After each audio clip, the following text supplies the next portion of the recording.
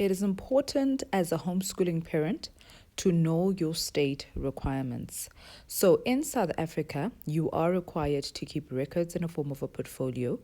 And in this portfolio, you need to keep a record of attendance, a portfolio of the child's work, so what they have been doing in that year, and up to date records of the child's progress, and portfolio of the educational support given to the child.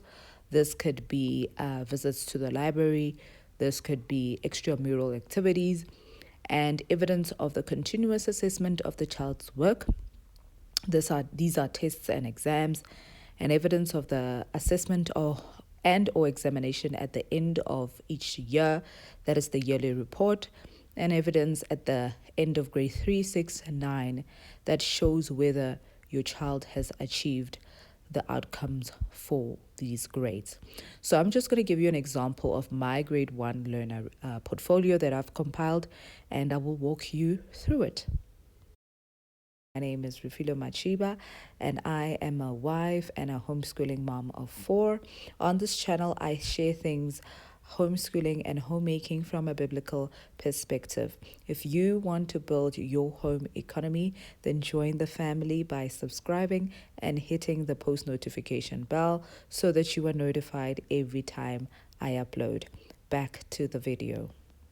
Right in the beginning of the file, I put in the year plan. I just slotted in there because I use it on a daily basis to just keep track of where we are in our homeschool and how far we have gone with the curriculum.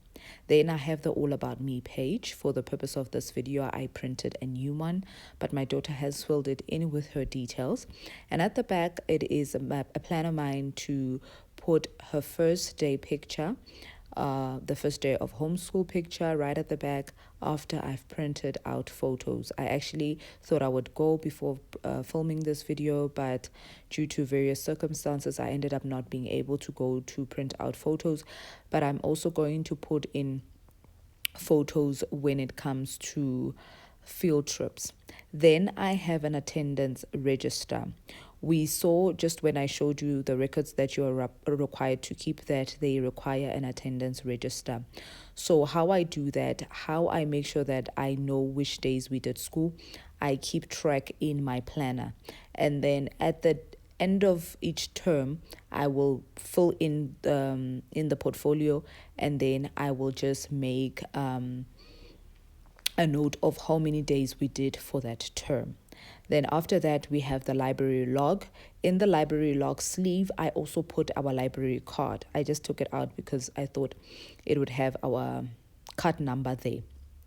But I would slot in the library card, and I log in each day that we go to the library. We go to the library once in 2 weeks, so we go twice a month.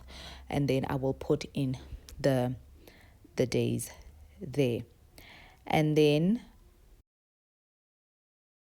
after that, I put in the reading log. So these are the books that my daughter has read, that I've read to her as read alouds, and some of the books that we haven't gone through, but these are the books that are recommended by her English curriculum. So I write down the books. Actually, I write down all the books that I would want to do as read alouds and the books that are recommended in the language arts English curriculum. And then once I've done them, I will check them off. And then another thing that I do is I keep record of that also on my phone, so that every time that we do read a book, then I'm going to be able to jot it down there in my phone. And then once I update the portfolio, then I know that I can update. Okay, then after that, we have the field trip log. We have done 2 field trips to date. And then I want to go get the pictures for this field trip. And that is why I would advise that whatever you do, take pictures. And then those pictures later on, you are going to be able to put them in your portfolio. Now we go on to the formal assessments. So these are the assessments for each subject that my daughter has done for term 1. So the portfolio is broken down into 4 terms. And for the first term, we have completed the English, math, life skills and Afrikaans assessments. And then I just put the stickers for her, just to encourage her for doing a great job.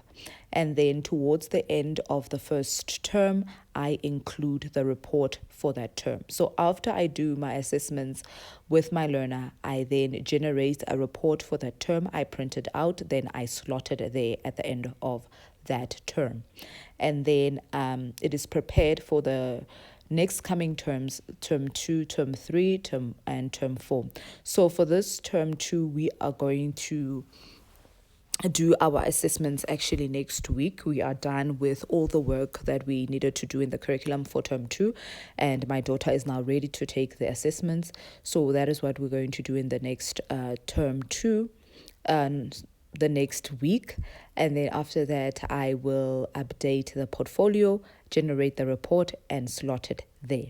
And then I'm just going to show you what is also there for term 3 and term 4. So my advice to you is prepare the portfolio way in advance so that it is easy for you to keep track with it. Unlike waiting for the end of the year to compile this portfolio, it will end up being a lot of work. So for me, we are using Impact as our curriculum provider. So this portfolio was pre-packaged for us and put together by Impact, which was easy on my side to just put in a file. And then, but the extra things, when it comes to the things that I've showed you in the beginning of the portfolio, the library log, the attendance register, the field trip log, the reading log, all those things that you saw in the beginning of the video, those things I did myself, and I created those in Canva. If you would like me to show you how to create your own attendance register in Canva, just drop me a comment in the comment section down below and notify me that you would like for me to do a quick tutorial showing you how to create these things in Canva. I also include at the end all the workbooks that my daughter has completed for term 1, and now I'm term 2 because term 2 is also completed.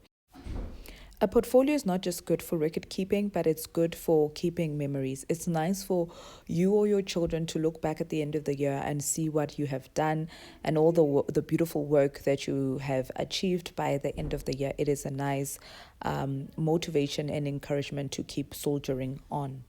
And obviously, this will require a good archiving system so that you keep track, because your portfolio, you're not just keeping it for that year, but you are gonna keep it for years to come. Impact advises that you keep it for 3 years, but in my opinion, keep your kids' work for as long as you can keep them. My vision is to have a box, which is what I'm going to get.